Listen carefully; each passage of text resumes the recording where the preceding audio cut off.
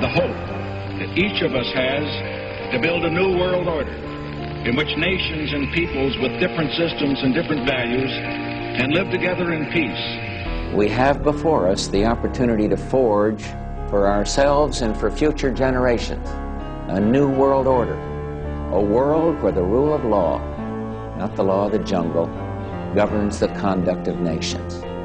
Now we can see a new world coming into view, a world in which there is the very real prospect of a new world order. It is a big idea, a new world order, where diverse nations are drawn together in common cause to achieve the universal aspirations of mankind.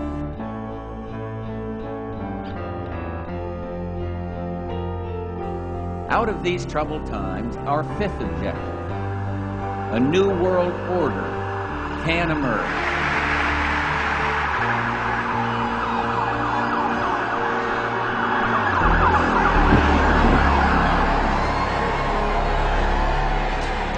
There is a chance for the President of the United States to use this disaster to carry out what his father, a phrase his father used, I think, only once, and hasn't been used since, and that is a new world order. There's a need for a new world order.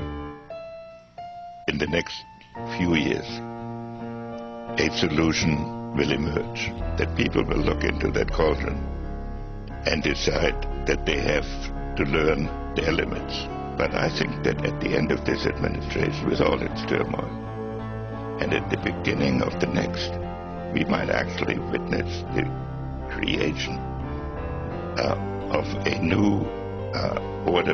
After 1989, President Bush said, and it's a phrase that I often use myself, that we needed a new world order. It is a new mindset that the world now needs.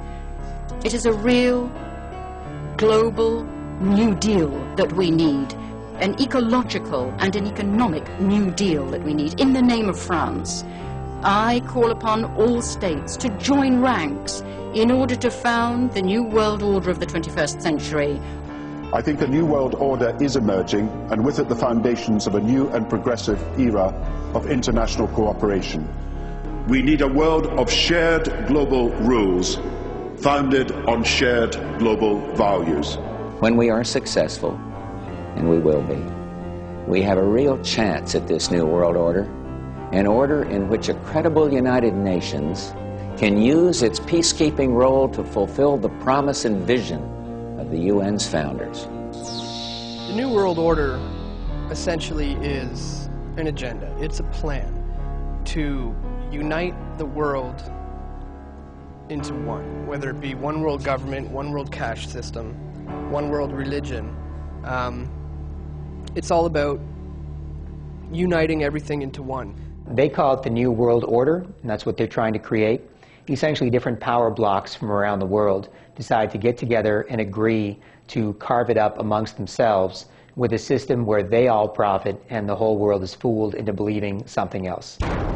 This idea of a globalization or a global totalitarian political scheme where the masses are regulated and controlled by the few is nothing new in society. It goes back millennia. This has been a common theme of those who seek to profit us and to oppress us and to hold us in checks and balances. Pick up letters from Henry Kissinger, where he plans for a one-world government, where he talks about an outside threat, whether fake or real, using it as a way to scare the people so they accept and love the New World Order.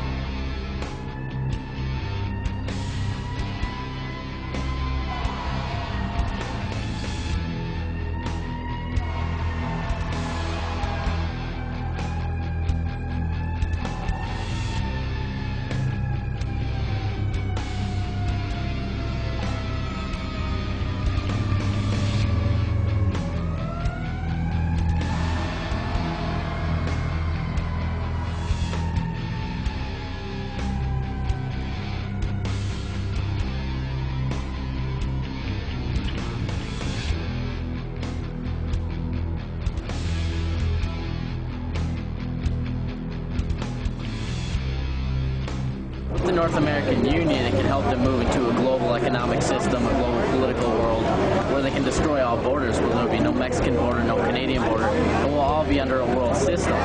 Then you're looking at world domination type stuff, and I think there's too much diversity in the world to do that. It comes down to the bottom line, which is money. Those who have the gold want to keep it, tend to. They're not going to, they don't want to lose power. It's about power and economics. Economic crash, you see it now as on a global level. The first time people are talking about global regulation of markets, right? Because of economic crash. So somebody has to be shot before you notice that the weapon is dangerous. How about global government down the road? What about that idea? Oh man, I work for that. I work in that, and you have to make it up to 190 countries. It's a long process. Pues la globalización ya ve que es inevitable, pero pienso que más que en el mercado nos está afectando también culturalmente. Se están perdiendo muchas tradiciones y pues ahora ya casi en todo el mundo escuchamos el mismo tipo de música. Las tradiciones pues se están perdiendo porque estamos nosotros absorbiendo las de otros países. Well, the end game is it's not going to stop with the North American Union. It's going to be one further step along the road to one world government. Already, as we speak, the nations of Africa are contemplating an African Union. In fact, they made a fairly large step forward in 2007 with a summit. Speaking at the event, Ambassador Said Djinnit, AU Commissioner for Peace and Security, called the launch an historic moment in the partnership between the US and the AU. He said the African Union is determined to pursue the path of continental integration with the support of its partners. Of course, we already have the European Union. A similar movement is afoot in Southeast Asia and also South America. So once you have a North American Union, that'll merge with the European Union, that'll eventually merge with Africa. So these 4, 5, 6 major trading blocs will all come together as one world government. There is an organization you can find on the internet, and they also were in touch, and they want a common currency for the world as a whole. And Robert Mundell has an annual conference in this place in Italy where we discuss these issues. But my view is that this is totally premature. The first step would be to have regional monetary unions, like say one in the Caribbean, one for Central America, one for South America. And once they have been established and they see all the benefits that come from it and that it is manageable, that the problem of losses of national monetary sovereignty do not appear or seem to be very small, then you can have these regional unions getting together and reaching an agreement to stabilize the exchange rates amongst themselves. I believe that there is an opportunity now, with the G20 having been called, for the first time, for us to put together a global steering committee of all the great powers in the world. If I was asked what is the single most important thing that can be done to get us out of this mess, it is going to be to recognize now that we are one common humanity, divided perhaps into economic entities called countries. The time has come for us to work together.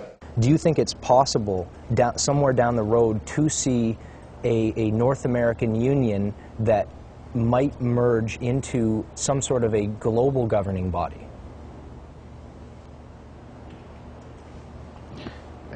One world government? Yeah.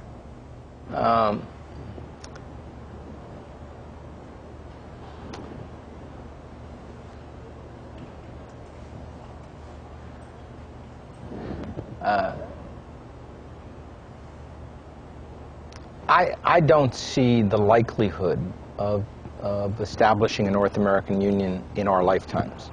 I don't think that the people in any of the 3 countries want to dissolve their government in favor of a single government. Moving to, global governance dealing with, political and other things, I don't see it, quite frankly. I think that we are struggling already with our global institutions, such as the United Nations. We're trying to find a way, to deal with situations that arrive from time to time in the world where we've got, you've got a, where the global community thinks maybe national sovereignty is not such a good thing. If you think that your government in Ottawa or Washington is somewhat distant and unresponsive, imagine how distant and unresponsive it's going to be if our government is now situated, let's say, in The Hague, in the Netherlands, or in Rome, or some other place that might be the seat of a one-world government. We're not